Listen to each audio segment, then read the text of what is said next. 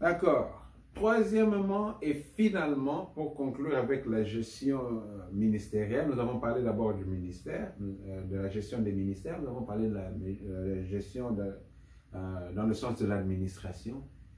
Et la troisième chose qu'il faut bien définir, bien avant, tout au début, c'est en ce qui concerne les finances. Les finances. C'est extrêmement important que vous ayez déjà une clarté par rapport aux finances de l'Église. Les finances de l'Église devraient être gérées par une personne qui est formée en finance. Parce que l'Église est une organisation.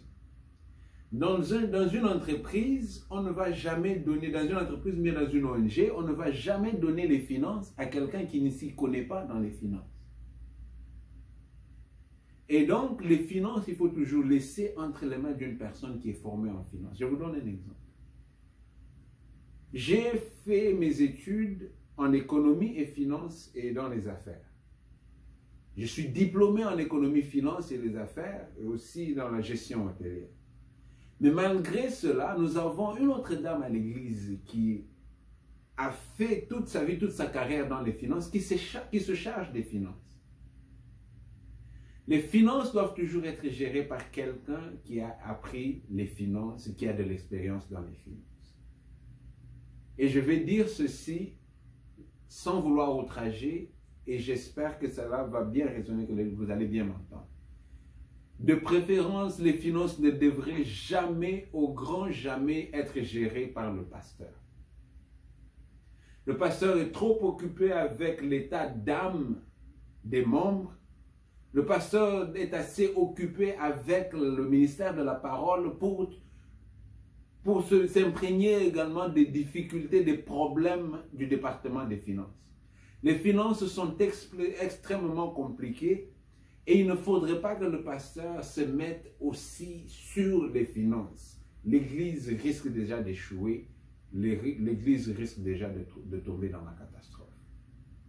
Les finances, c'est un département qui doit être géré par quelqu'un formé dans les finances et de préférence pas le pasteur.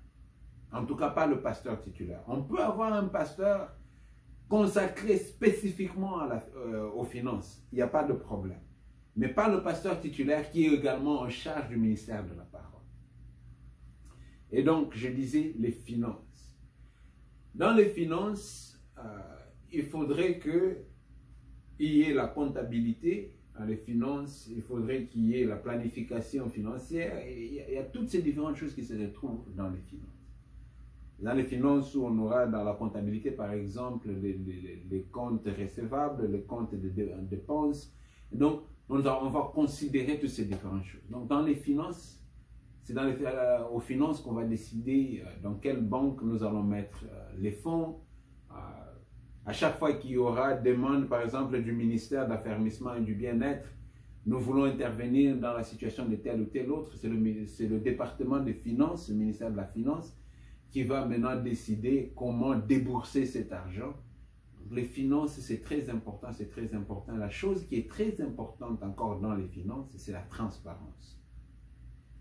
L'Église, les membres de l'Église devraient être en mesure de demander un rapport sur l'état des finances de l'Église et que le département des finances donne ce rapport sans avoir à se casser la tête, sans avoir à donner trop d'explications. Tout membre de l'Église devrait pouvoir avoir cette opportunité, cette grâce-là, cette autorité de demander à ce que le département des finances donne les rapports par rapport à l'état des finances de l'Église. Et c'est ce qu'on appelle la transparence dans les finances. Donc, je disais que les finances sont importantes, extrêmement importantes, mais de préférence, c'est un ministère qui ne sera pas à la portée du pasteur. Le pasteur ne devrait pas s'en charger. Il devrait avoir une personne bien formée, engagée et bien payée qui se charge de ce ministère avec d'autres personnes pour l'assister. Si nous sommes dans la capacité, bien entendu, de payer la personne. Et donc, je vous disais, la gestion ministérielle, il faut la gestion des ministères, il faut la gestion administrative, il faut aussi la gestion financière. Dans les finances, nous pouvons parler de certaines choses telles les offrandes, la dîme. Je ne vais pas parler de la sémence parce que c'est quelque chose qui n'est pas d'abord biblique pour commencer. Nulle part dans la Bible, on dit qu'il faut s'aimer chaque dimanche, chaque samedi ou chaque fois qu'on a culte. Si une personne se sent seule et vient s'aimer, vient faire une semence, tant mieux. Nous avons vu ça partout dans l'Ancien Testament. Hein. Même le prophète Ésaïe, le prophète vient nous encourager. Le prophète Élisée, il dit, jette ton pain sur les eaux, tu ne sais jamais quand est-ce qu'il te reviendra.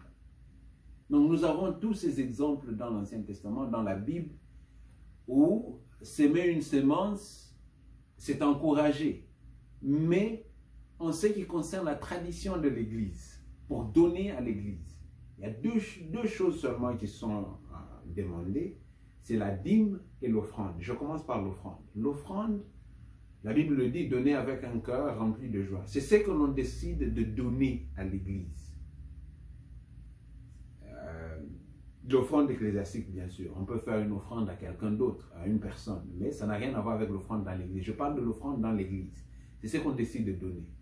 Cela est différent de la dîme. Dîme, c'est un mot hébreu qui veut simplement dire un dixième, c'est-à-dire 10%.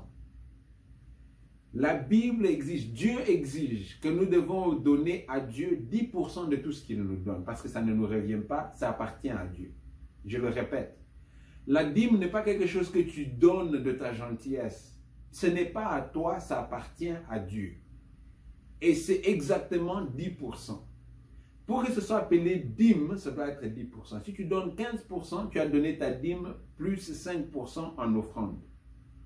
Si tu donnes 8%, tu n'as pas donné ta dîme parce que tu n'es pas arrivé à 10%. C'est ça la dîme. La dîme, c'est ce qu'on donne à Dieu. Malachie le dit dans le chapitre 3, verset 10. Donner pour qu'il y ait la nourriture dans la maison de Dieu. Dieu avait exigé la dîme parce que les Lévites, la classe des prêtres, c'était la seule tribu d'Israël à laquelle Dieu n'avait pas donné de la terre. Il n'avait pas le droit d'hériter la terre. Alors Dieu a dit, puisque vous autres, vous avez la terre, vous pouvez produire à manger, vous tous, vous allez amener 10% pour donner aux Lévites, aux prêtres. C'est comme ça que le pasteur gagne son pain. Donc, la dîme, c'est pour faire l'œuvre de Dieu, c'est pour qu'il y ait à manger dans le sanctuaire. Mais vous vous souviendrez que la Bible dit que la dîme, c'est pour qu'il y ait à manger dans le sanctuaire pour tout le monde qui a faim. Donc, c'est pour dire que la dîme, c'est pour nourrir le pasteur, oui, mais c'est pour nourrir le frère et la sœur qui a faim, c'est pour nourrir la personne dans la rue qui a faim. La dîme, donc ce qu'on donne à l'église, l'offrande de la dîme, c'est pour faire l'œuvre de Dieu. C'est ça l'offrande, c'est ça les offrandes, c'est ça la dîme. Très brièvement, je vous donne ces définitions-là. Et donc, c'est sous les finances que nous allons trouver les offrandes de la dîme, sous les finances que nous allons trouver, où quelqu'un peut décider de donner un certain montant à l'église. Tout ça là, ça se trouve sous les offrandes. Mais comme je disais, les finances sont extrêmement importantes, les finances sont extrêmement dangereuses dans l'église si on ne le fait pas correctement, si on ne le fait pas comme il le faut. Et je propose, j'insiste, que le pasteur ne soit pas chargé des finances, que le pasteur ne soit même pas dans le comité de finances. Et donc, la gestion ministérielle, c'est la gestion des ministères. Les 5 ministères dont nous avons parlé, c'est la gestion de l'administration. La gestion administrative, c'est également la gestion des finances. Et donc, nous en avons terminé avec la rubrique de gestion ministérielle.